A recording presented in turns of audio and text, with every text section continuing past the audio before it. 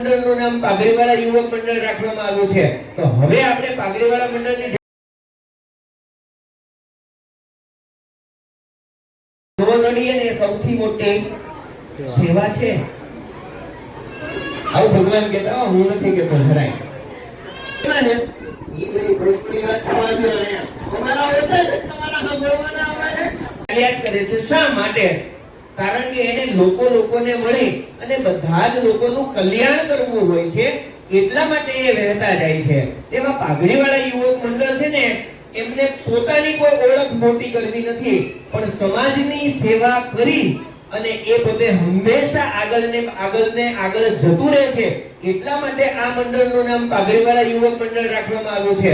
તો હવે આપણે પાઘડીવાળા મંડળની જય બોલાવી છે, પણ યુવક મંડળની જય બોલાવી છે. બોલો પાઘડીવાળા યુવક મંડળની જય. આપણે બધા તાળીઓ પાડતા આપણે ઉત્સાહ વધારીશું. આજ આપણા સમાજના મોવડી વર્ષોથી આપણા માટે કામ કરે છે. વાહ ભાઈ વાહ, સરસ. જોજો હા, તમારા કાર્યકર્તાઓ તમારાથી વહેલા ન આવી જાય. વાહ ભાઈ વાહ, વાહ ભાઈ વાહ.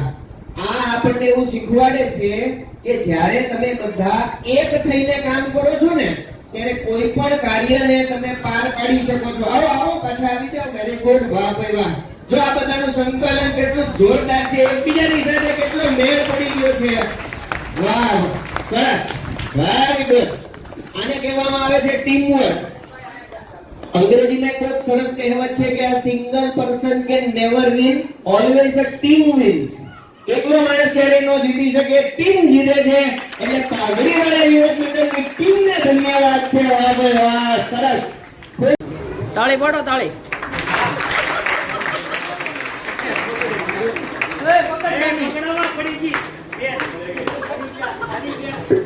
પડે તો પાછું પહેલેથી શરૂ કરવાનું. આપણે છૂટ છે, એમાં ચિંતા નહીં આપણે કોઈને.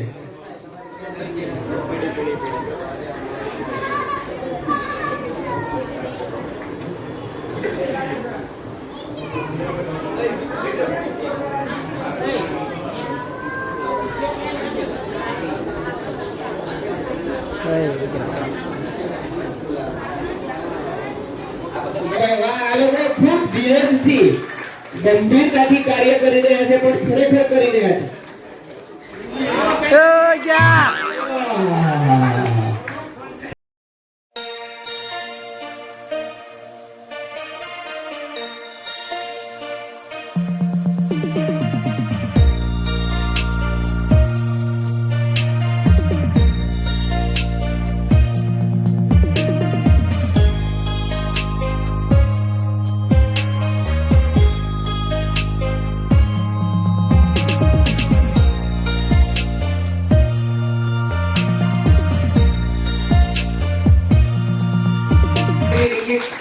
છેલ્લે રમવાનું હો ને.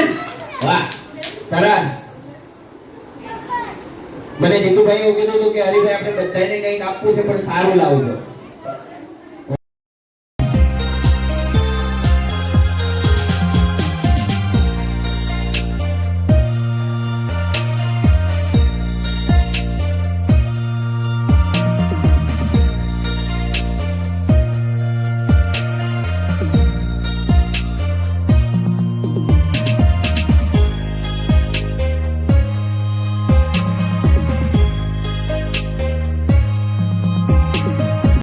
બીજું કોઈ બાકી રહી ગયું છે? આપણે એક વડીલો માટે ટ્રાય કરવી છે.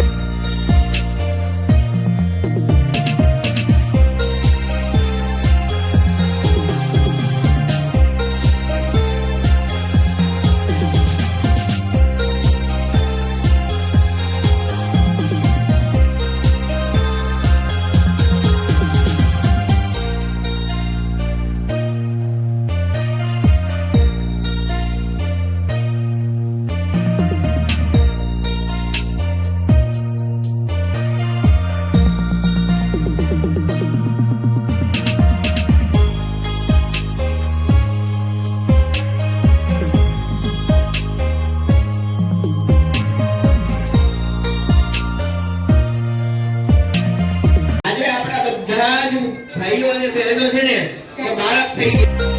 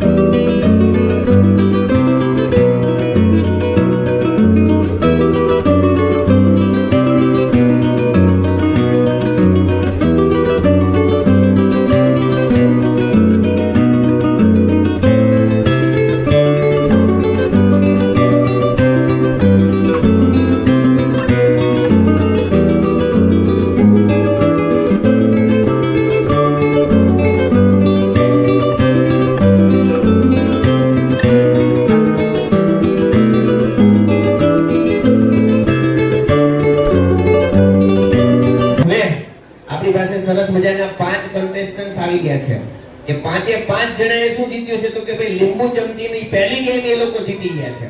તો આ 5 ની અંદરથી આપણે પહેલો, બીજો અને ત્રીજો નંબર આપવાનો છે. જીતુભાઈ બરાબર છે ને? તો પાંચે અહીંયા બોલાવીશું.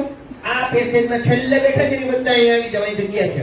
એટલે આપણે નડીએ નહીં કોઈને, હે ને? અને આ દુનિયામાં નો નડીએ ને એ સૌથી મોટી સેવા છે.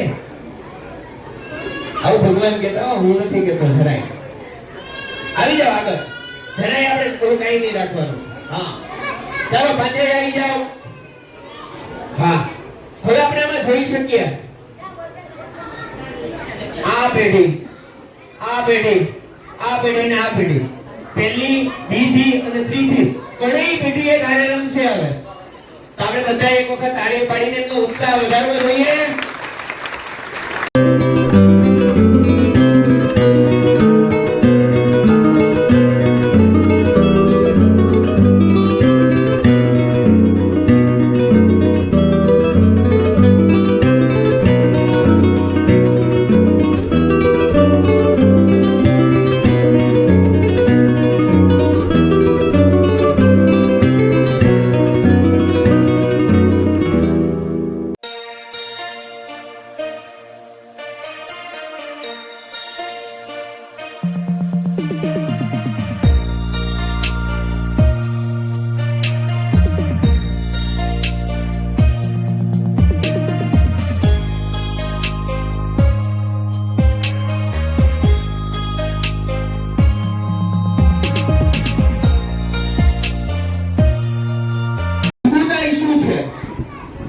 તમે બધા રાજાના મહેલ જોયા છે? હા કે ના? આપણે કોઈ એવા છે જેને રાજાના મહેલ નો જોયા હોય? ભલે ટીવીમાં તો ટીવીમાં, રિયલમાં તો રિયલમાં જોયેલા છે. તમે જોયેલા છે? હા કે ના? ચાલો હું તમને પ્રશ્ન પૂછું છું કે કોઈ એક રાજાના રાજમહેલની મજબૂતાઈ શેમાં છે? હા તમે જવાબ આપો. પાયામાં છે. કારણ કે જેટલા પાયા ઊંડા હોય એટલો એ મજબૂત વધારે થાય. Very good. ચાલો બીજો આન્સર. રાજમહેલની મજબૂતાઈ શેમાં છે?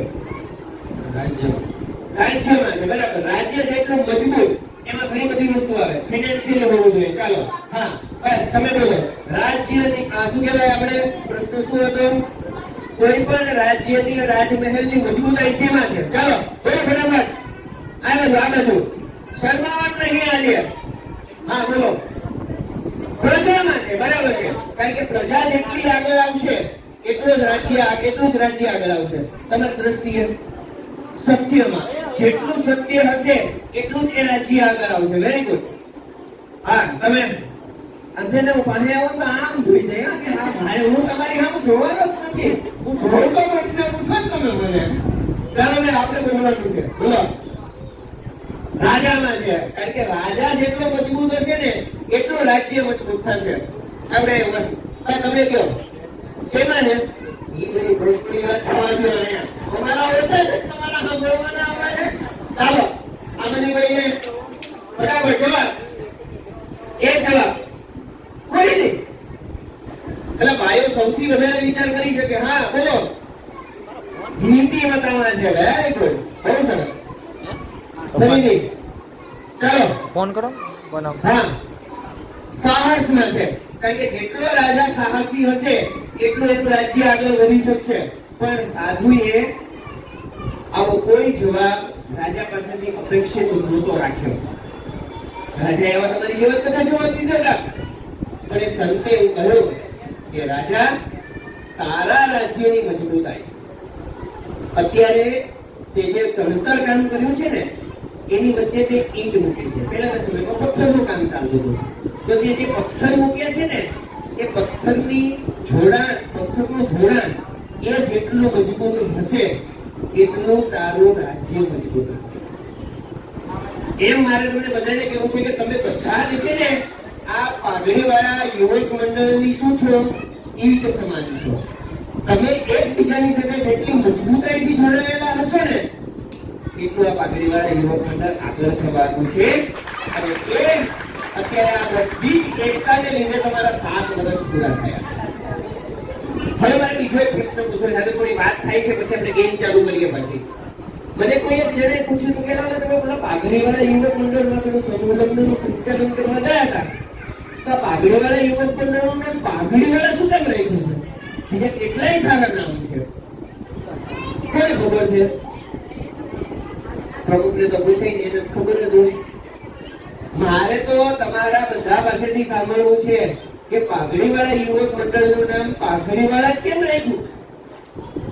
મને પૂછવા આવ્યા તો બીજા 5 નામ કે તમને, પણ હવે તમે રાખી દીધું છે તો એની પાછળનો અર્થ બધા પાઘડીવાળા યુવક મંડળના જે સભ્યના ઘરના છે ને બધા.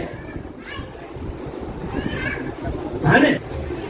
એક તો આપણા પાઘડીવાળા મંડળની જય બોલાવવાની બધા બે હાથ સાથે કરી. બોલો પાઘડીવાળા મંડળની. સાહેબે કીધું એમ કે પાઘડીવાળા મંડળ કેમ રાખ્યું ભાઈ?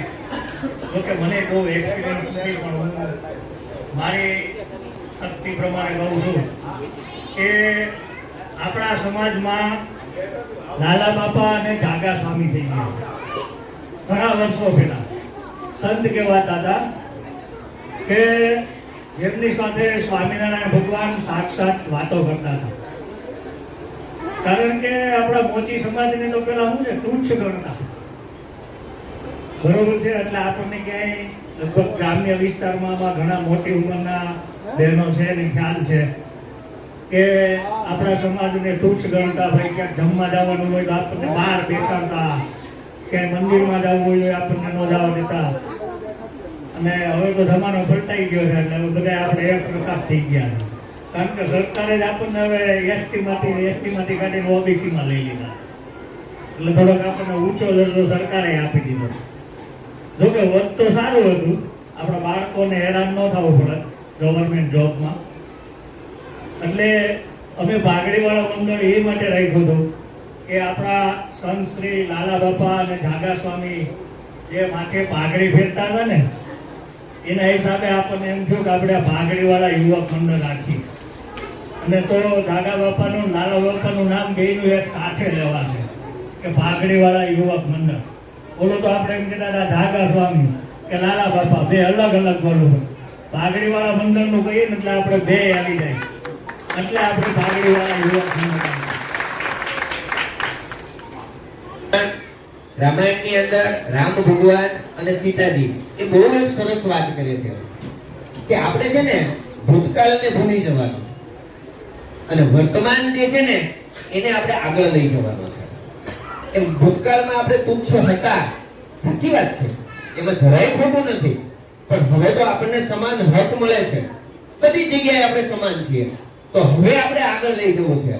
તો પહેલાના સમયની અંદર પાઘડી છે ને એ કોઈ પણ વ્યક્તિનો માન, મોભો કે એનો દરજ્જો છે ને એ પાઘડીથી નક્કી થતો હતો.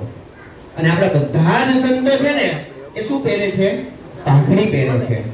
એટલે આજે આ યુવક મંડળની રચના કરવામાં આવે, સંતોનું શું છે? સંતો માટે શું કહેવાય છે? સાધુ તો ચલતા ભલા.